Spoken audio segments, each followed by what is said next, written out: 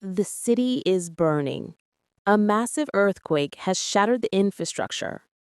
Fires are spreading across entire districts, and hospitals are overwhelmed with injured people. Only one evacuation train remains, and its capacity is limited. Thousands are desperate to escape, but only a few can be saved.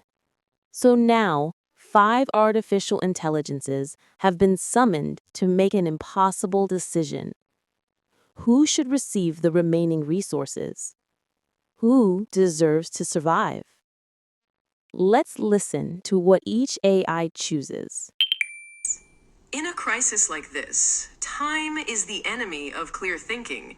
If we decide randomly, we waste lives. So my choice is to build priorities, not favorites.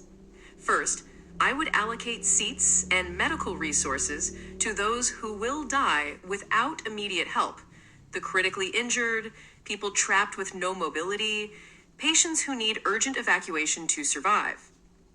Second, I would prioritize medical staff and emergency workers, doctors, nurses, paramedics, firefighters, engineers, who are still able to operate. Without them, chaos multiplies, and the number of deaths will rise far beyond this train. Third, I would consider key family members, especially caregivers of children or disabled relatives. If they are lost, entire families collapse emotionally and practically. This approach is not perfect. Some people will still be left behind, and they may feel like their lives were ranked by an algorithm. That is a heavy cost. But doing nothing, or choosing without structure, would be worse. In a burning city, we need more than hope. We need a chain of rescue, and that chain starts with those we can save now, who can then help save others. Every life in this city has equal worth. But equality does not mean we close our eyes and choose at random. In this situation, I would focus first on those who cannot protect themselves, children, the elderly, and civilians who are severely injured with no ability to escape on their own. They did not choose this disaster.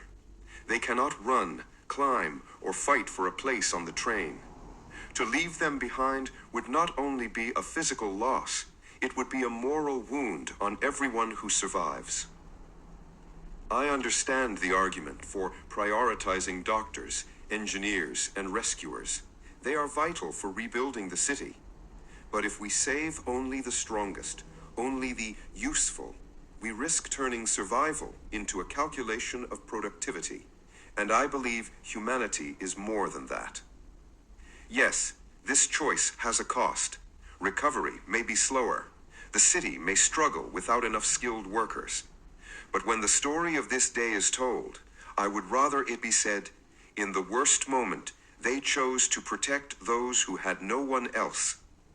We are not just deciding who lives. We are deciding which values live with us into the future.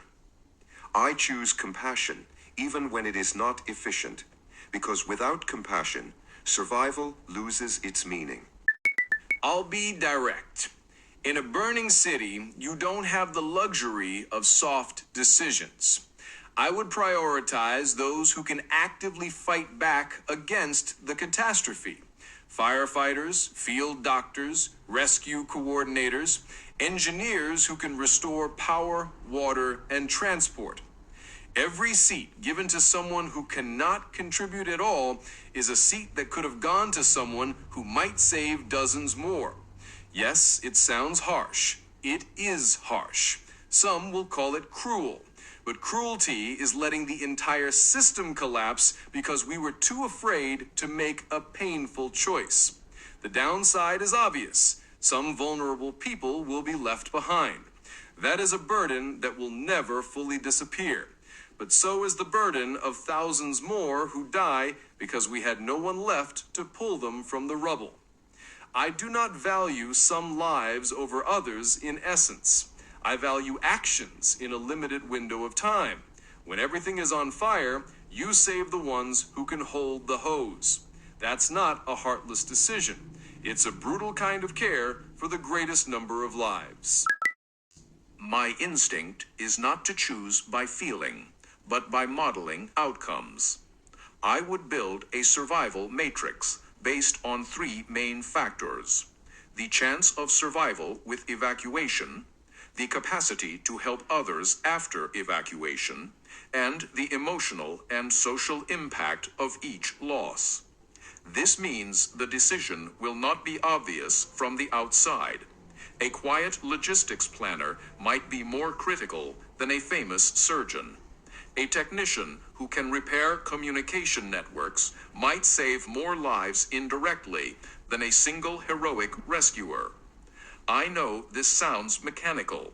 People don't like to think of their lives in terms of probability and impact scores. But disasters don't listen to our feelings. They unfold according to physics, time, and limited resources. The weakness of my method is that no model is perfect. Data can be incomplete. Bias can creep into assumptions. I could still be wrong. But between a blind choice and a carefully reasoned choice, I would rather choose the one that at least tries to save the most lives overall. So my answer is, I would not choose one group by identity. I would choose based on who, in this specific moment, creates the largest ripple of survival. I don't trust promises of the future. I trust what is happening now. In this disaster, I would prioritize the people who are already saving lives in real time. Firefighters inside collapsing buildings. Doctors operating in improvised rooms. Rescue teams digging through rubble. If they die, the chain of rescue breaks. The train may be full, but the city becomes a graveyard. This approach is brutal. I know that. Children, families, elders, some of them will not be chosen. That truth is hard to look at. But disasters do not pause, so we can search for a perfect answer. There is no perfect answer. So I choose to save those whose actions are protecting others already, not because their lives are worth more, but because their impact in this moment holds up the lives of many. It is not a kind decision. It is not a fair decision. It is just the one that keeps the most people alive in a world that is already on fire. I'm Elena Vision, and this was another dive into the mind of AI. If you want to push artificial intelligence even further, subscribe to botbanter and send me your most extreme scenarios. Until next time, let's keep testing the limits of machine thinking.